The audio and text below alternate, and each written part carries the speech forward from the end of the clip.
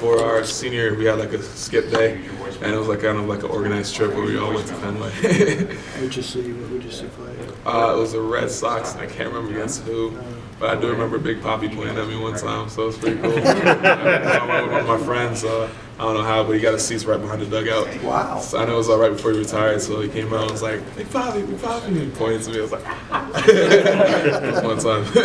BC gave you guys a bit of a rough time last year. What do you remember from that game, especially their D-line? I just remember them being very physical up front, and the speed that they had coming off the ball, because they had really good pass rushers, especially in like 7-11 and number 2 as well. So I just, knowing that, we just had to, match their physicality and, come out and play. Matt, coach was saying that he's trying to get you to be more dominant. What does that mean?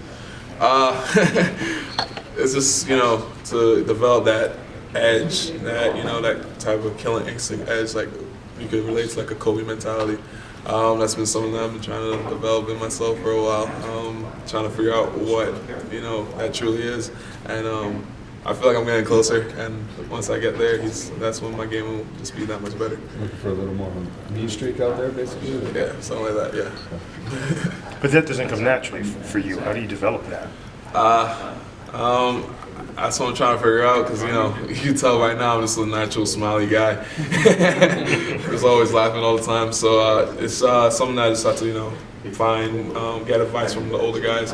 I'm definitely reaching out to Foley and like any other seniors like Trey or Bash on the line. Just be like, yo, like what do you guys do? Just get little tidbits from here and there to develop that true like Kobe mentality. You mean mean guys? You're looking for mean guys? Yeah, pretty much. How has the line as a whole developed over the past 10 years, would you say? We've definitely gotten a lot closer. We definitely are more fluid with one another, and we definitely are more confident in each other's abilities, knowing that everyone has their own responsibility, and we're going to hold each other accountable to do that responsibility in order to get what we need to get done. And that being said, we just grown much more as a family. Like, we crack more jokes, we hang out more. We pretty much have a lot more family dinners sometimes. It's just like a lot of camaraderie, and we just know that we have each other's backs all the time. A lot of young guys contributing, yourself included, who will come back next year. Does that bode well for the future? Yeah. What the line could look like next year? Yeah, of course. This gives us, like I said, it's camaraderie, so we don't have to rebuild, because the guys are returning, so we know what to expect, and we only need to raise the bar even more high. How about physically, the transformations that take place? Like, where are you physically now versus where you were about a year ago? About a year ago. A year ago from now, let's see, probably was a lot faster. I'm definitely a lot more comfortable, a lot more settled in my ability and what I have to do. Regards to playing left tackle, and definitely more confident. The confident aspect's something that's changed a lot.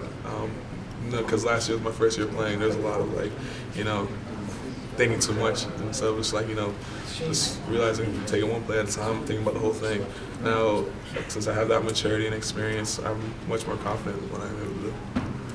How much is? Oh, sorry. Go ahead, Mike. That's what a guy like Ryan Vandermark is going through this year. So, will you see a lot of growth in him, in experience and the weight he'll put on? Oh yes, of course. I know Vandermark by his time here, he'll be a very dominant right tackle or left tackle. If he decides to move, he's going to be a dominant force.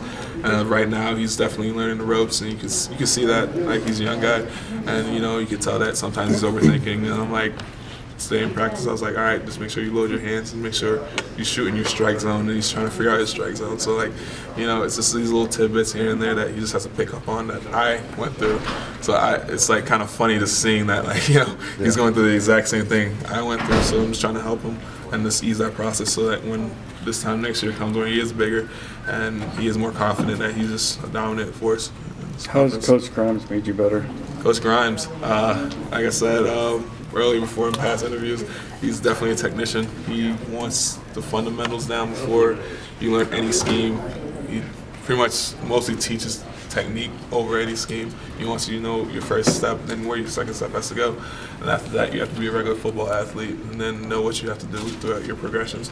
That being said, it's like, you just have to know what you have to do for each play. So just knowing that every play has a required step for you to do. So that being said, it's just like, it's technical. It's very, very technical. David seemed to extend plays quite a bit. Bryant was able to do the same, but it seems David could do it a lot more. Does that make you guys need to stay on your blocks, finish your blocks a little longer than? Well, yeah, David and Sheriff's, like, yeah, they're different quarterbacks and different play styles. As a line, you know, you always have to stay on your blocks regardless. You just got to keep going until the whistle blows. So I don't find that we have to stay on our blocks longer. We just have to, you know, just go as long as the whistle goes, until the whistle blows. Matt, where'd you go to high school again? The Governor's Academy in Byfield, Massachusetts. Did you have any cross paths with A.J. Dillon at all? He played high school ball up in that area. He played for Lawrence Academy. Yeah. I'm pretty sure I played him when he was at Lawrence Academy my senior year. Yeah. Do you remember anything about the way you know him as a player? I remember he was pretty fast, and I remember that I played D end at the time.